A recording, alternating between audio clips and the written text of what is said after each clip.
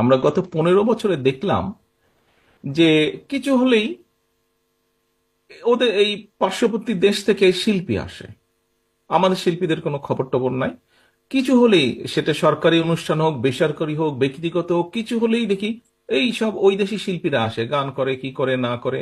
আর তারপরে তো দেখলাম এই যে যেই দলটি ভেঙে গেল, এদের এমপি মন্ত্রী, তথাকথিত এমপি মন্ত্রী যারা ছিল, একদম মাটিতে গেড়ে বসে দেখি দেখছে। খুবই ইনসাল্টিং ব্যাপার ছিল, নিজেকে খুব ছোট মনে হতো যে এটা কি করছে এরা। আচ্ছা, তারপরে এরা পালিয়ে গেল। 5 তারিখে পরিবর্তিত অবস্থা হলো। মানে 15 বছর দেখেছি শুধু ইন্ডিয়ান শিল্পী আসে, ইন্ডিয়ান শিল্পী আসছে, আশ্চর্য ব্যাপার। দেশি তারপর শিল্পীদের খবরই পাই না। আচ্ছা, এই 5 তারিখের পরিবর্তন হলো। 5 তারিখের পরিবর্তনের পরে হঠাৎ করে দেখলাম, এতদিন দেখলাম দিল্লি থেকে আসতো, এখন দেখি ইসলামাবাদ থেকে আসা শুরু করলো। এ পাকিস্তানি শিল্পী আসে, এ এসে এই কনসার্ট করে, ও এসে এই কনসার্ট করে।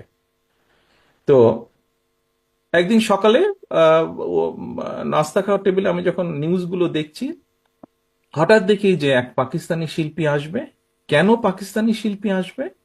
সে আসবে বৈষম্য বিরোধী আন্দোলনে যে সকল ছাত্রছাত্রী আহত হয়েছে বা বিভিন্নভাবে ক্ষতিগ্রস্ত হয়েছে, তাদের জন্য ফান্ড রেজ করবে। সেই শিল্পী কোনো পয়সা নিবে না, সেই ফান্ডের জন্য যা পয়সা উঠবে সেটা সব তারা সেই ফান্ডে দিবে। কিন্তু ওখানে একটা ভিতরে লুকোনো ব্যাপার ছিল, বিপিএল এর খেলা ছিল। সেই বিপিএল এর খেলার নাম করে সেখান থেকে পত্রিকার নিউজে যা আমি দেখলাম, 3.5 কোটি টাকা সে নিয়ে যাবে বা নিয়ে গিয়েছে। সকালে নিউজটা দেখার পরে আমার খুব মেজাজ খারাপ করলো, খুব বিরক্ত লাগলো। আমি তখন আমাদের দলের যারা এই কালচারাল লাইনে যারা কয়েকজন জড়িত আছে, এরকম কয়েকজনকে আমি ডাকলাম। আমি ডেকে বললাম যে দেখো, সামনে 16ই ডিসেম্বর আমি একটি কনসার্টের আয়োজন করতে চাই ঢাকা শহরে।